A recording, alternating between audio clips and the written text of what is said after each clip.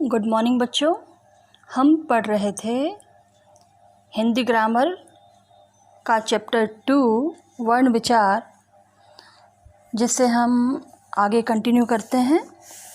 और आज का हमारा टॉपिक है प्राणत्व के आधार पर व्यंजन भेद। प्राणत्व के अनुसार व्यंजनों के दो भेद बताए गए हैं। पहला है अल्प प्राण और सेकंड है महाप्राण। अल्प प्राण, अल्प का मतलब होता है कम, यानी जिन व्यंजन वर्णों के उच्चारण में कम प्राण यानी कम वायु निकले और कम प्रयत्न करना पड़े, उन्हें अल्प प्राण कहते हैं। कहने का मतलब यह है कि कुछ व्यंजन ऐसे होते हैं जिनका उच्चारण करने में हमें कम जोर लगाना पड़ता है, जैसे क, ग, इंग, च, ज, इय, ट, ड, अण, त, द, न, प, ब, म, य, र, ल, व।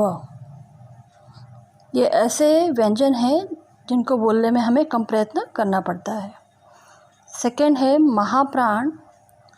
जिन व्यंजनों का उच्चारण करते समय हमको अधिक वायु की आवश्यकता पड़ती है, यानी जिन व्यंजनों को बोलने में हमको अधिक जोर लगाना पड़ता है, प्रयत्न करना पड़ता है, और इसमें श्वास वायु जो है वो तीव्र गति से यानी तेज़ी से बाहर निकलती है, जैसे कि ह की ध्वनि।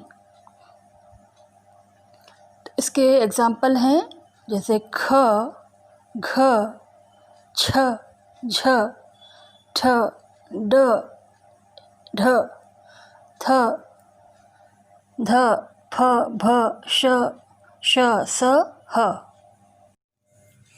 अब है वर्णों का उच्चारण स्थान। फेफड़ों से यानी लंग से निकल करके मुंह और नासिका में जब वायु आती है तो इसी वायु के सहारे ही ध्वनियों का उच्चारण किया जाता है। और इसके लिए हमारे कुछ अंग जैसे कि जीभ, कंठ, स्वरयंत्र, तालु, मूर्धा यानी मुख की छत, दांत, ओठ, नाक आदि अंग जो है इसमें सहायता करते हैं। बोलते समय वायु फेफड़ों से निकल करके सांस नलिका से होती हुई बाहर आती है, और वह स्थान जहाँ पर सांस को रोका जाता है वह उसका उच्चारण स्थान कहलाता है।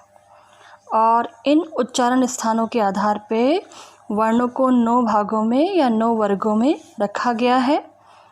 यहाँ पर एक चित्र दिया हुआ है और इस चित्र के आधार पर आसानी से इसे समझा जा सकता है कि कौन से वर्ण का उच्चारण स्थान जो है वो क्या है। पहला है कंठ यानी गला, इसका उच्चारण स्थान होता है गला। अ, आ, अह, क, ख, ग, घ, ह। सेकंड है तालव्य यानी तालु, छोटा ई, बड़ा ई, च, छ, ज, झ, य और श, इसके उच्चारण स्थान है। मूर्धन्य यानी मुख की छत, इसका उच्चारण स्थान है। और ऋषि त, द, ठ, ड, ढ, ढ, र, श। दंत्य दांतों पर जीभ के लगने से त, थ, द, ध, ल, स वर्णों का उच्चारण होता है। फिफ्थ है ओष्ठ।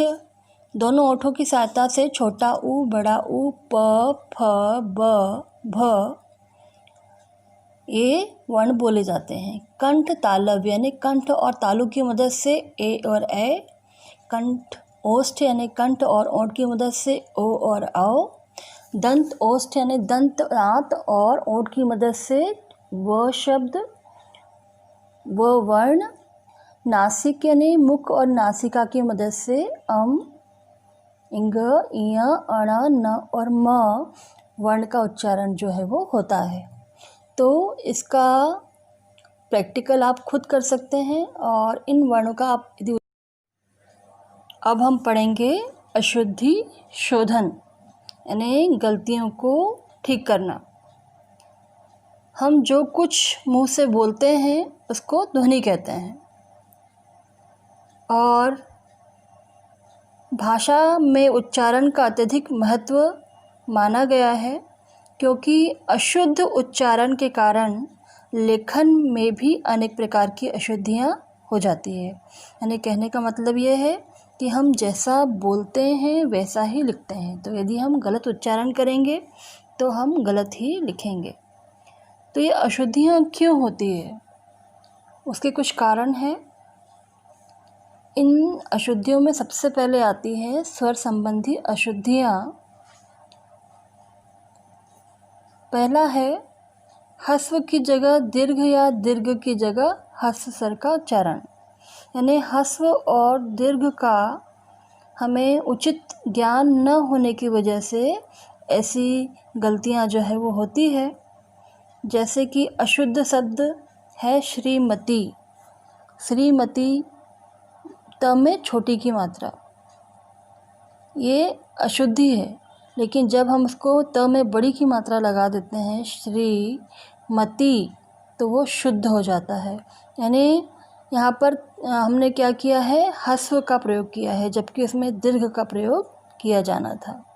तो यहाँ पर बहुत ऐसे एग्जाम्पल दिए हुए हैं जिसकी मदद से आप समझ सकते हैं कि किस प्रकार से ह्रस्व और दीर्घ की अशुद्धियों की वजह से ये अशुद्धियाँ जो है वो होती हैं।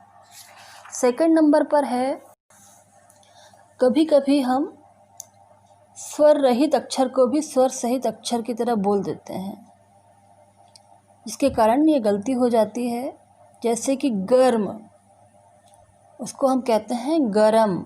शर्म, शरम। तो इस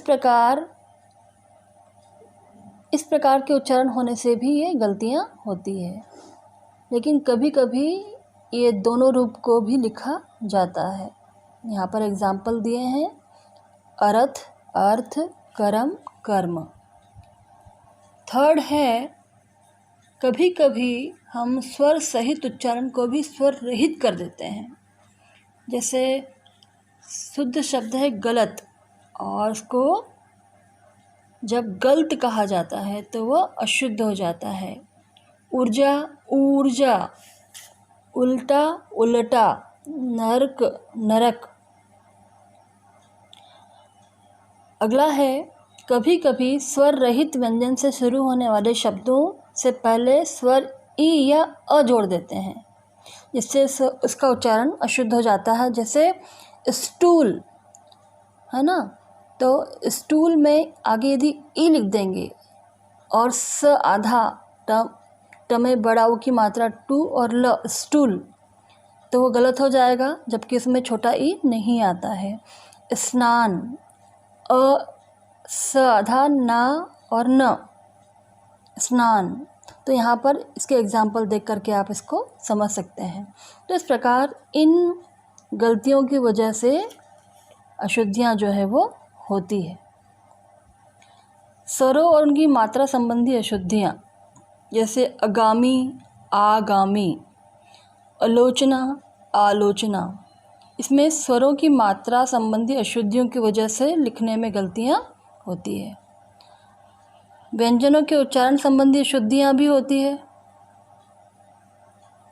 जिसमें र और ऋषि के उच्चारण में अंतर होता है। जैसे मान लीजिए ग्रह और गृह, उच्चारण और वर्तनी दोष होने से इसका अर्थ परिवर्तित हो जाता है। सेकंड है व्यंजनों के उच्चारण में दूसरी अशुद्धि संयुक्त व्यंजनों के उच्चारण में होती है। जैसे कि अक्षर और शुद्ध शब्द है अक्षर। उषा, उषा, विज्ञान, विज्ञान। तो इस प्रकार से संयुक्त अक्षरों के उच्चारण में गलती होने की वजह से भी अशुद्धियाँ होती है। थर्ड है व्यंजनों के उच्चारण में सबसे अधिक अशुद्धियाँ मिलते जुलते व्यंजनों की कारण होता है।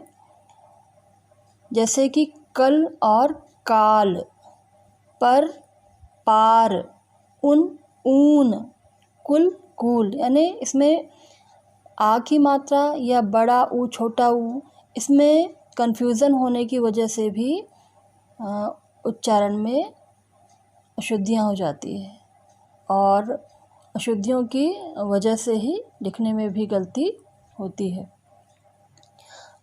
फोर्थ है, भारत के विभिन्न प्रांतों के लोग उच्चारण में अलग अलग प्रकार की अशुद्धियाँ करते हैं। जैसे पंजाबी लोग बोलने में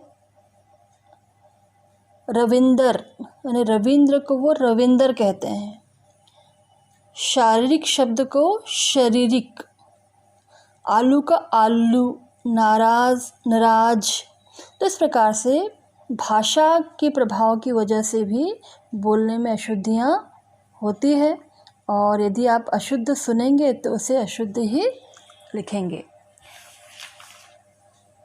नेक्स्ट है ख, हरियाणा क्षेत्र के लोग भी इस प्रकार की गलतियाँ करते हैं।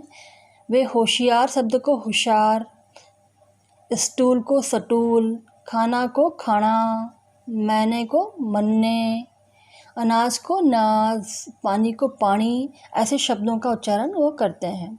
सिंध और बिहार क्षेत्र के लोग भी इस प्रकार की गलतियाँ करते हैं। घोड़ा को घोड़ा, गणेश गणेश, घड़ी घड़ी, ऐसे शब्दों का उच्चारण वो करते हैं। पूर्वी उत्तर प्रदेश के कुछ भागों में ए और अ के उच्चारण में भी दोष पाया जाता है। जैसे कि शुद्ध शब्द है पैसा और अशुद्ध उसको कहते हैं पैसा, बैल बैल, पौधा पौधा। अगला है पश्चिमी उत्तर प्रदेश के लोग अपने परिवेश के कारण ऐसी गलतियां करते देखे जाते हैं। जैसे शुद्ध शब्द होता है टोपी, उसको टोपी कहते हैं। आता आता, देखा देखा, आलू आलू आदि। ब्रज क्षेत्र के लोग के कुछ उच्चारण दोष होते हैं, जैसे कि मैंने मैंने, खाएंगे खांगे, जाएंगे जाएंगे आदि। बंगाल क्षेत्र के लोग प्रायः स का उच्चारण श की तरह करते हैं, व का उच्चारण ब की तरह करते हैं। जैसे कि सफल तो शाफल, सुंदर सुंदर, वीरता वीरता आदि। पहाड़ी क्षेत्रों के वासी भी इस तरह की गलतियां करते हैं। जैसे साहब को वो कहते हैं शाब, कैसे कैसे, सेठ शेठ आदि। दक्षिण भारत के क्षेत्रों में प्रायः इस प्रकार की अशुद्धियाँ देखने को मिलती है। जैसे शुद्ध शब्द होता है अच्छा, वो कहते हैं अच्छा, भूल बुल, थैला तैला, ढेर ढेर आदि। दक्षिण भारत में क ख ग घ ज झ ट ठ द ध और ब भ जैसी अशुद्धियाँ जो है वो बहुत होती हैं।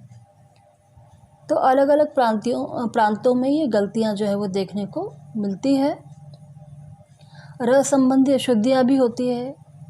जैसे र की रेफ, तो नरक शब्द में क के ऊपर र की रेफ लगी है, बट उसको नरक के रूप में लिख देते हैं, नरक, तो वो भी एक प्रकार की अशुद्धि है।